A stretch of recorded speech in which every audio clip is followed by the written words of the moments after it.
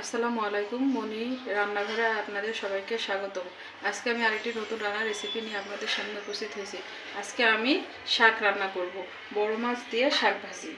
এই যে আমি মাছগুলোকে ছোট টুকরা করে নিয়েছি। আমি শাকগুলোকে ধুয়ে ছোট করে কেটে নিয়েছি। এবার আমি চুলাতে পাতিল বসিয়ে দিব।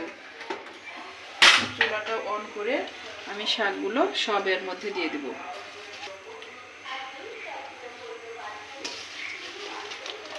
সব শাকগুলো দিয়ে দিব। পানি যেগুলো আছে সেগুলো চিপে আমি শাকগুলো সব দিয়ে দিলাম।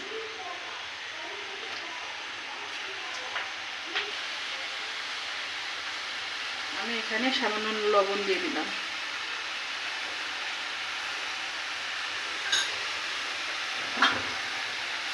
ঢাকনা দিয়ে ঢেকে দেব। আমি আরেক চুলায় ছোট্ট একটা ফ্রাই প্যান আছে, সেটা বসিয়ে দিলাম। আমার মাছ যেহেতু অল্প, আমি ছোট ফ্রাই প্যানে মাছটাকে ভালোভাবে ভেজে নেব। মাছটার মধ্যে আমি লবণ,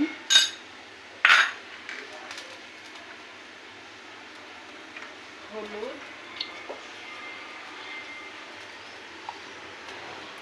মরিচের গুঁড়া দিয়ে মাছটাকে ভালোভাবে মেখে নিব। আর মাছটা মাখানো হয়ে গেছে। আমি এখন এটাতে তেল দিয়ে দিলাম। আমি ছোট ফ্রাই প্যান নিয়েছি। আমার অল্প তেলে মাছগুলো সুন্দরভাবে ভাজা হয়ে যাবে। আমি মাছের টুকরাগুলো কিন্তু আমি ছোট ছোট করে নিয়েছি। আমার তেল গরম হয়ে গেছে। আমি মাছের টুকরাগুলো সব দিয়ে দেব। এইভাবে ছড়িয়ে সব মাছের টুকরাগুলো দিয়ে দিবেন।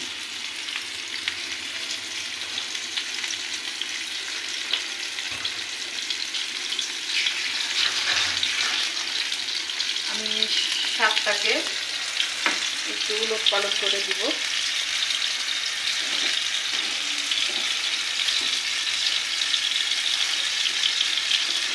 আমাদের এদিকে শাকটা সিদ্ধ হবে, মাছটাও ভাজা হয়ে যাবে। আমি দুইটা কাজ একসঙ্গে করছি।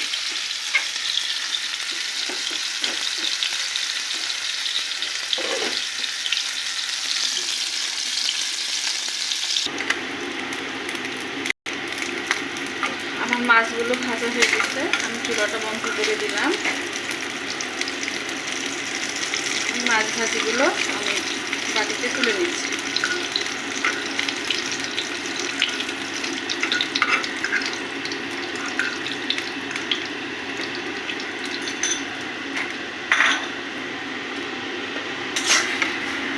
শাকটাও হয়ে এসেছে।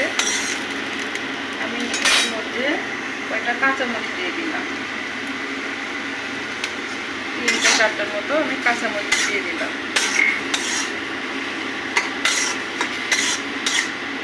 কাঁচামরিচ দিয়ে এটা আমি ঢেকে রেখে দেবো। আমি চুলাটা বন্ধ করে দিলাম। আমি একটা রসুন ছিলে নিয়েছি। ছিলে এভাবে আমি থেঁতা করে নেব। আমি চুলাটা ধরিয়ে দিলাম। অল্প একটু তেল দিয়ে দিলাম। আমি যে পাত্রে মাছটা ভেজে নিয়েছি সেই পাত্রে আমি শাকটা রান্না করে নেব। প্রথমে আমি মরিচ, কিছু শুকনো মরিচ দিয়ে দিলাম। 3টার মতো শুকনো মরিচ দিয়েছি। এতে আমি কুচানো আমার থেঁতা করা রসুনগুলো দিয়েছি। কুচিয়ে নিই, আমি রসুনটা থেঁতা করে নিয়েছি।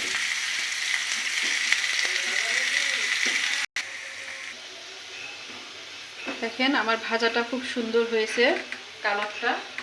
আমি এখন আমার মাছগুলো দিয়ে দেব। মাছগুলো দিয়ে ভালোভাবে নাড়াচাড়া করার পরে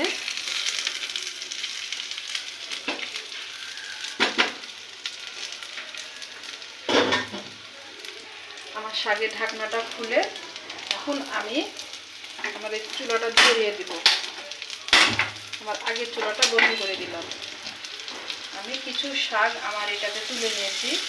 দিয়ে আমি বাকি শাকগুলো দিয়ে এটা থেকে তেলগুলো মুছে নেব।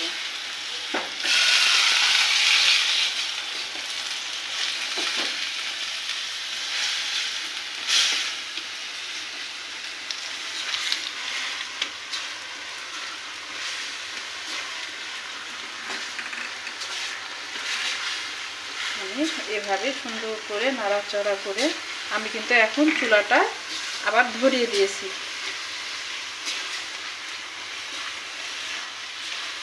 এইভাবে সুন্দর করে নাড়াচাড়া করে মিশিয়ে নেব। দেখেন আমার শাক রান্নাটা হয়ে গেছে। আমি বেশি নাড়াচাড়া করব না, নাড়াচাড়া করে চুলাটা বন্ধ করে দিলাম। আমার শাক রান্নাটা হয়ে গেছে। এখন এটা আমি বাটিতে খুলে নেব।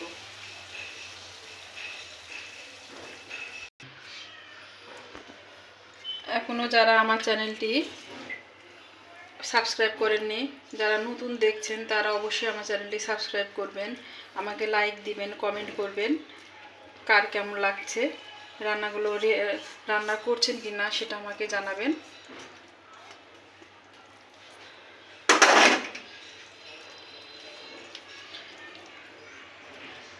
এই বলে আজকের মতো আমি এখান থেকে বিদায় নিচ্ছি।